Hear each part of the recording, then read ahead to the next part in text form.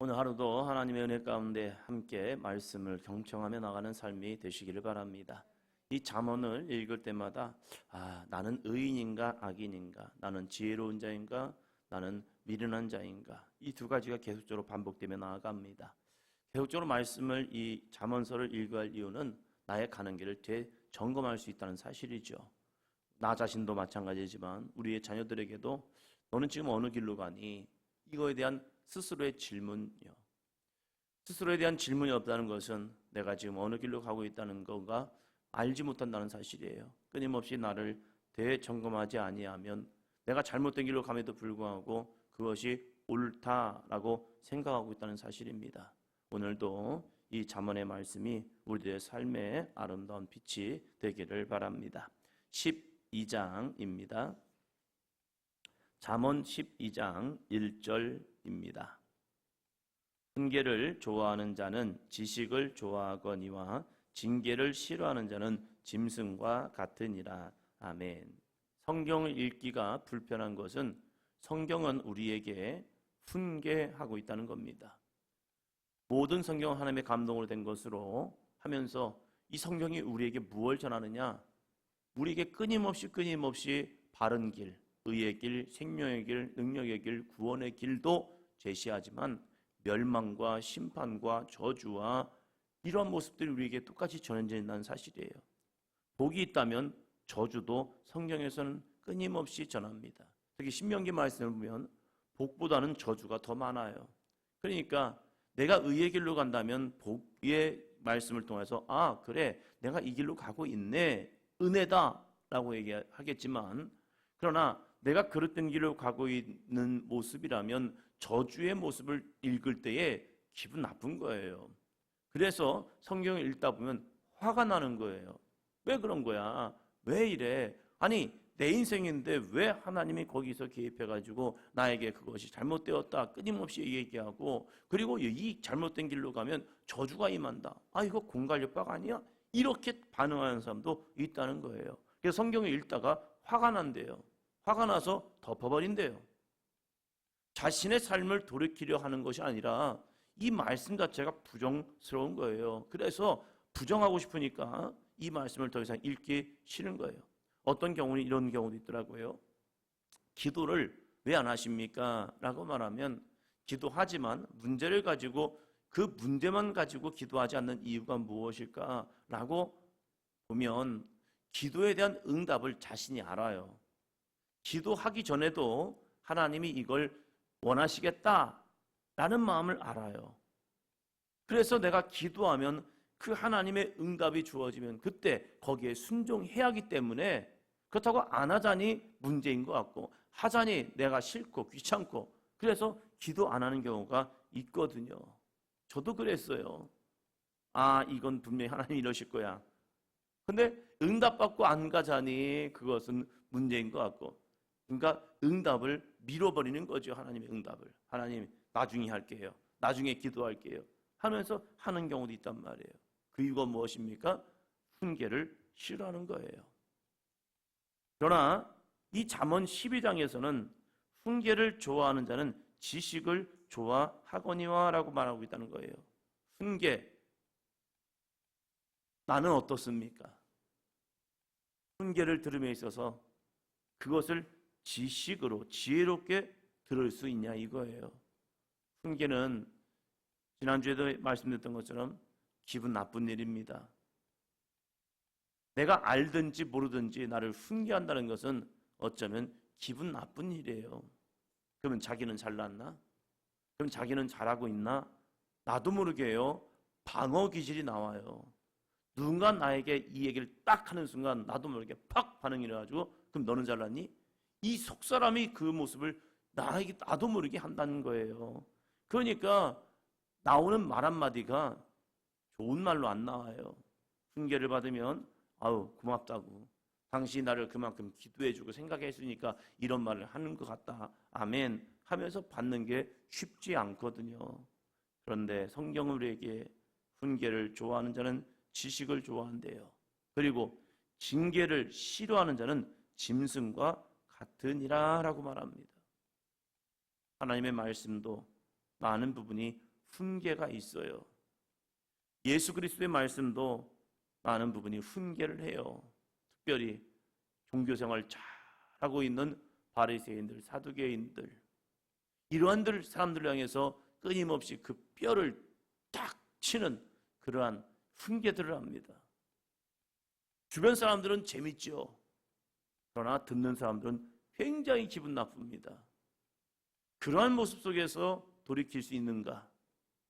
스스로 나는 잘 가고 있다고 생각할 때에 그 잘 가고 있는 모습 속에서 당신 잘못 가고 있어요 라고 할 때에 그것을 듣기 좋아할까? 잘못 가고 있다고 생각하는 사람에게 훈계를 하면요, 그 사람은 잘 들어요. 그러나 잘 가고 있다는 사람에게 훈계를 할 때에 그 훈계를 들을 수 있는 귀가 있던가? 아이들한테 이런 말을 합니다. 네가 잘 가고 있다고 생각해도 윗사람이 아니다 하면 하지 마. 어쩌면 그건 고집이고 어쩌면 그건 또 아집이야. 그건 너 일 아니야. 윗사람의 일을 해줄 때 그 사람이 아니다 싶으면 아닌 거야 그냥. 근데 저는 그렇게 안 했거든요. 고집이 맹간한 고집이 돼가지고 우리 충청도 기질 있잖아요. 위에서 얘기하면 예 해놓고 그냥 가버리는 거예요. 그러니까 윗사람이 볼 때는 얼마나 기분 나쁘겠어요. 근데 그것이 나쁘다라는 생각이 아니라 스스로는 옳다라고 생각했는 거예요. 근데 어느 날 깨달은 게 그거예요. 이건 내 일이 아니었어. 이것은 부담임자라는 것은 담임자를 도와주는 역할이란 말이에요. 담임 목회할 때나 내 길을 가는 거지, 부담임자의 삶에서 담임자가 원하는 모습으로 일을 맞춰주고 그것을 배워가는 것이 부담임자였는데, 아, 내가 착각을 했구나. 정체성을 갖는 건 중요하지만 일함에 있어서 내가 지금 누구의 일을 도와주고 있을까? 나의 길을 간다면 그건 내 목회지만 그게 아니었구나를 깨닫게 된 거예요. 그것을 또 우리 후배들한테 얘기하면 잔소리죠. 자기는 했나?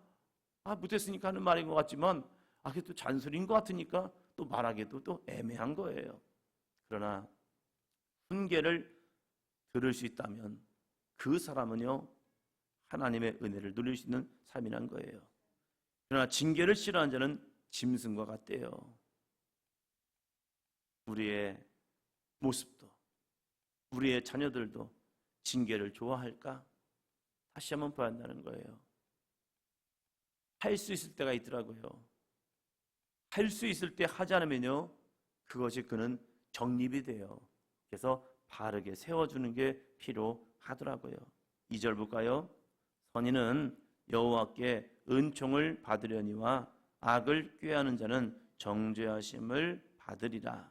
선인은 여호와께 은총을 받습니다. 선한 사람, 선한 게 뭐라고 생각하십니까? 착한 사람이요? 아니에요. 성경에서 말하는 선한 사람, 선인, 이것은요, 하나님의 말씀을 들을 수 있는 사람입니다. 다 죄인이에요. 그럼에도 불구하고 하나님이 의롭다 인정한 사람, 하나님을 믿음에 아브라함이 의로운 자가 돼요. 우리가 착각하는 것은 착한 것이 선한 것 맞을 수 있어요. 그러나 성경에서 말하는 선인이라는 것은 하나님의 말씀에 순종하는 사람, 그 사람이 의로운 길을 가는 거고 그 사람이 여호와께 은총을 받고 있다는 거예요. 하나님의 말씀을 들음에도 불구하고 자기 고집대로 자기의 길을 가는 사람들은 악한 자인 거예요. 그것이 구약에서 끊임없이 선지서를 통해서 이야기하고 있잖아요. 하나님은 말씀함에도 불구하고 이 백성들은 하나님의 말씀을 듣지 않는 거예요. 그 이유가 무엇입니까? 착각인 거예요. 무슨 착각이요? 나는 바르게 가고 있어. 나는 옳게 가고 있어. 이 착각 때문에 자기의 모습을 보지 못해요. 오늘 나의 모습은 어떠하냐 이거예요. 주변에서 이런저런 얘기가 들려올 때에 그 들려오는 얘기 속에서 나는 바른 길로 가고 있다라고 생각합니까? 아니면 맞아, 내가 문제인 것 같아. 때로는 줏대도 필요하죠. 그러나 잘못된 줏대는요, 그것을 영적 고집이라고 말하고 있습니다. 5절 볼까요? 의인의 생각은 정직하여도 악인의 도모는 속임이니라. 의인의 생각은 정직하다는 거예요. 바르다는 거예요. 그러나 악인의 도모는 속임, 나도 모르게 순간순간 속이는 것.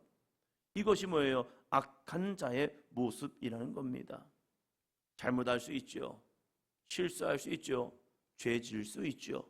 거기서 어떻게 빨리 돌이켜 회개하느냐.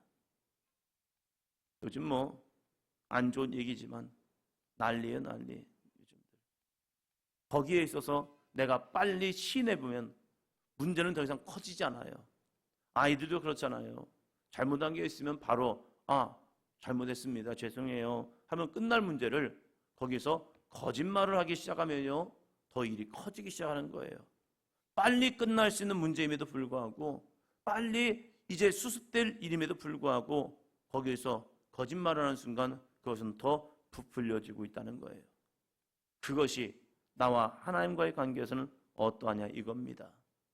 하나님은 의인 삼는다는 것이 완전한 자가 아니라 하나님 앞에 회개하는 자에게 정직함 그리고 의인의 삶을 주시고 있다는 삶이에요.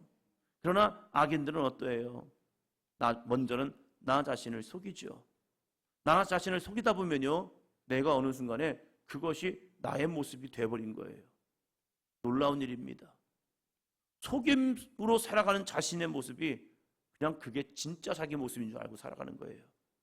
그러면서 하나님을 부정하고 나아가죠. 우리들의 모습이 무엇보다도 하나님 앞에서는 정직할 수 있는 삶이 되기를 주의 이름으로 축원합니다. 6절 볼까요? 악인의 말은 사람을 엿보아 피를 흘리자 하는 것이거니와 정직한 자의 입은 사람을 구원하느니라. 아멘. 악인은 사람을 엿보아 피를 흘리자 합니다. 내 피가 아니니까 그것이 또 그들의 기쁨이 되기도 합니다. 그들의 무너짐이, 그들의 넘어짐이, 그들의 쓰러짐이 기쁨이 되어버리는 거예요. 그러나 정직한 자는요 그의 입은 사람을 구원한다는 겁니다.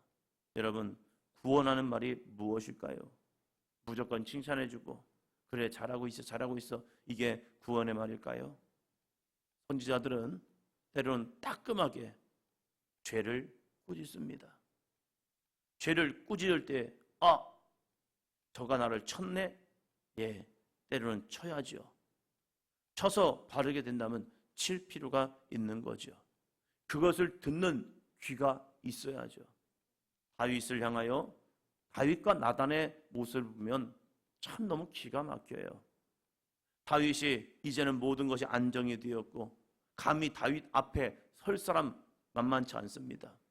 그는 하나님 보시기에도 정말로 대단한 사람으로 세워졌습니다.